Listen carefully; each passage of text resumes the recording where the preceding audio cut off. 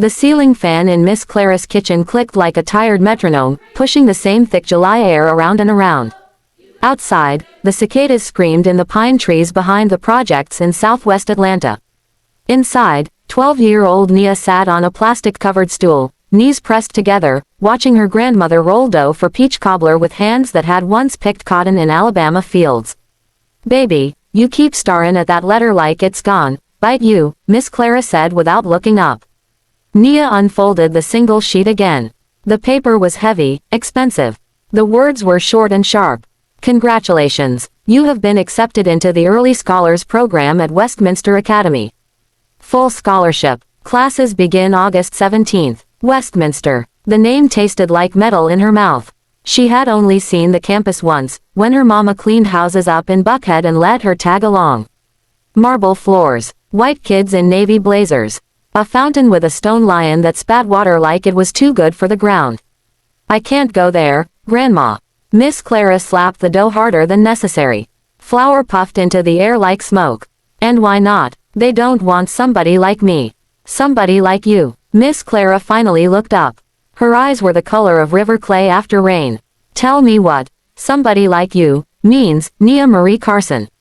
Nia swallowed. "Dark, poor, from the bluff." Miss Clara wiped her hands on the apron that used to be a Sunday dress. She walked over and cupped Nia's face with those same rough fingers.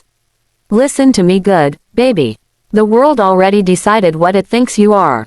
The question is whether you gone, let them stamp it on your forehead, or whether you gone, write your own name in bigger letters."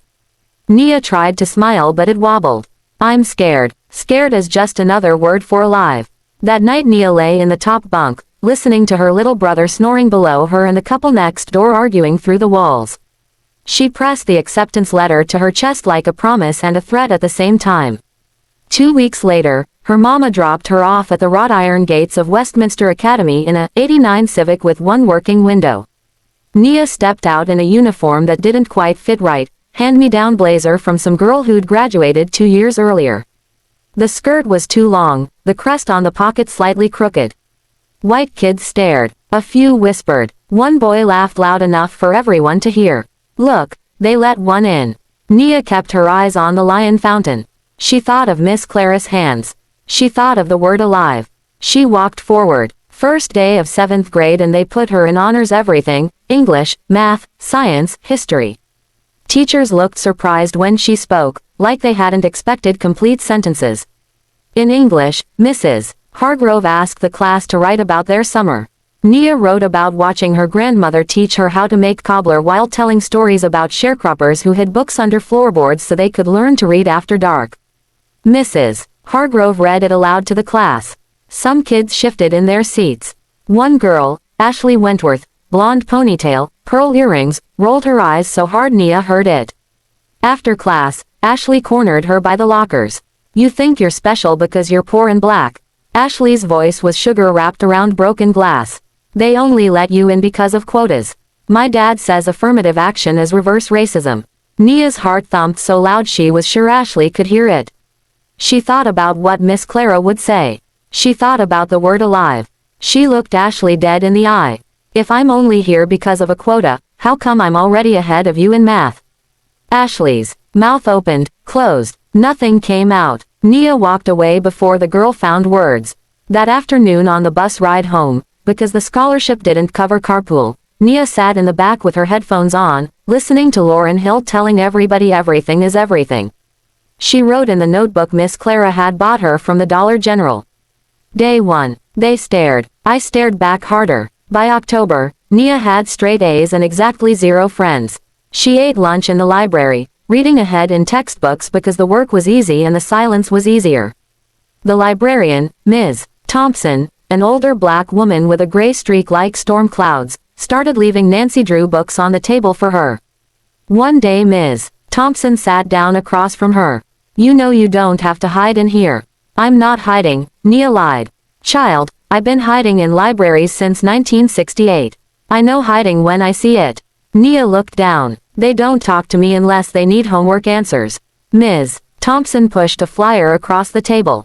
"Debate Club, Tuesdays and Thursdays. You got a voice, baby. Might as well use it where people have to listen." Nia joined debate the next week. Her first topic. Resolved. Affirmative action in college admissions is necessary to correct historical injustice. She was assigned the affirmative side. Ashley Wentworth was on the negative. The whole school came to watch. They thought it would be a slaughter. Nia stood at the podium in a blazer that finally fit because Miss Clara had taken it in with her old Singer sewing machine.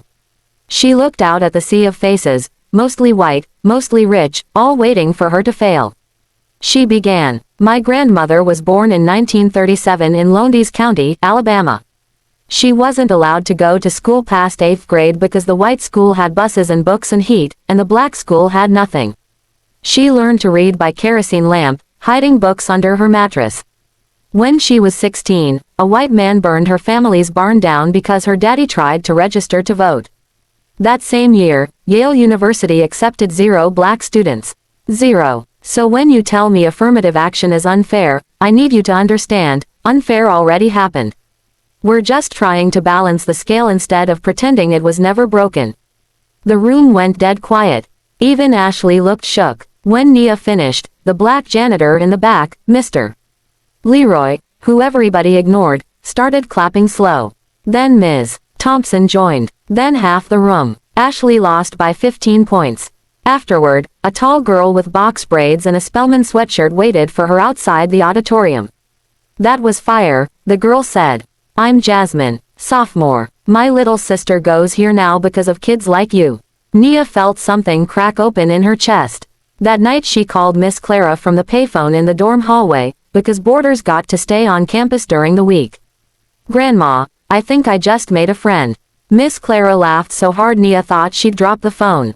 Baby, that's how it starts. One friend, then 2, then a whole army. But armies take time to build. In December, somebody wrote the N-word on Nia's dorm door in red lipstick. She didn't cry until she was in the shower, water washing it all down the drain. She didn't tell Miss Clara. She didn't tell anyone. She just bought a bigger notebook and wrote harder. Because scared is just another word for alive. And she was still breathing. 5 years later, Nia Carson, 17, valedictorian, debate team captain, accepted to Harvard, Yale, and Stanford with full rides to all 3. The night before graduation, somebody set the debate team trophy case on fire. Glass exploded, trophies melted, the smoke alarm screamed like a dying thing. By the time the fire trucks came, the words spray painted on the wall were already seared into Nia's brain. Go back to the ghetto. Security cameras caught nothing useful. The school called it an unfortunate prank. The headmaster sent an email about resilience and community. Nia stood in the ashes wearing her grandmother's old church coat because the night was cold for May. Jasmine, now a senior at Spellman, home for the weekend, stood next to her. They did this because of you, Jasmine said quietly. No, Nia answered. They did this because of them. Graduation day came anyway. Nia walked across the stage in crimson robes, gold cords heavy around her neck. The audience clapped politely. Some parents didn't clap at all. She gave the valedictory speech she had written and rewritten 100 times. She talked about bridges, about how some people build them and some people burn them, about how the ones who burn them never think about who might still need to cross. She ended with Miss Clara's words. Scared is just another word for alive. And we are still breathing. Half the audience stood. The other half sat very, very still. That summer Nia worked double shifts at the Chick-fil-A on Cascade Road to save for books Harvard didn't cover. She wore a name tag that said, Nia, and a smile that didn't reach her eyes. One day Ashley Wentworth walked in with her new college friends from Vanderbilt. Ashley saw her and froze. Nia took their order like nothing ever happened. Welcome to Chick-fil-A, my pleasure, what can I get started for y'all? Ashley couldn't look at her. When they sat down, Nia heard one of Ashley's friends whisper, wait, isn't that the girl whose speech went viral? Nia pretended not to hear. But it had gone viral. Somebody recorded it on a flip phone. By August it had 2 million views on the new website called YouTube. Blogs wrote about the Atlanta teen who destroyed privilege in 4 minutes. Harvard wanted her for that. And for her 1600 Saturday. And for her debate trophies that were now melted lumps. Freshman move-in day, Cambridge, Massachusetts.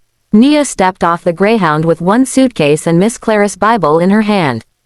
Her roommate was a girl from Connecticut named Becca who said, "Y'all," like she'd practiced it in the mirror and hung a Confederate flag ironically in her old bedroom back home. She told Nia this on day 2 like it was funny. Nia requested a room change by day 5. She moved in with Aisha, a girl from Detroit whose father was a Black Panther and whose mother taught African dance. They stayed up all night talking about Audre Lorde and Outkast and whether respectability politics were a trap. Sophomore year, Nia founded the Black Women's Alliance on campus. 20 members first meeting, 200 by spring. They did everything. Mentorship for inner-city girls, panels on colorism, parties where only Black girls were allowed to be soft for once. White boys wrote op-eds in the Crimson calling it reverse segregation. Nia wrote back, "Segregation requires power. We're just trying to breathe." Junior year she fell in love. His name was Kwame. Ghanaian parents, Bronx accent, pre-med at MIT, walked across the bridge every weekend to see her. He called her, "my queen," unironically and meant it. He kissed her forehead when she cried about microaggressions and carried her books like it was 1950. They made plans, big ones, law school for her, med school for him, a house with a porch and a dog that didn't care about SAT scores.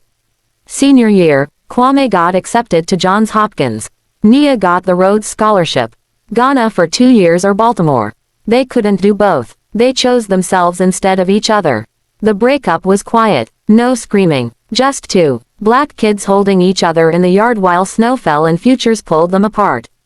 Nia flew home for Christmas with a broken heart and a plane ticket to Oxford in her pocket. Miss Clara was waiting at Hartsfield in her Sunday hat, weaker than the last time Nia saw her. The cancer had come back meaner. They sat on the porch swing and didn't say much. Finally Miss Clara spoke. "You know why I never left Atlanta, baby?" Nia shook her head. "Because somebody gotta stay and hold the door open for the next ones. You goin' all the way to England. That's good, but don't forget who held it first." Nia cried then. Ugly cried. The kind that scares birds out of trees. 2 months later, Miss Clara died in her sleep with the peach cobbler recipe folded in her Bible like a love letter. Nia flew home again, buried her grandmother in the red Georgia dirt next to her grandfather who died before Nia was born. At the repast, old women pressed plates of food in her hands and told stories about Miss Clara marching in, 63, about how she never let nobody turn her away from a voting booth. Nia listened and felt something shift inside her chest, like a gear finally clicking into place.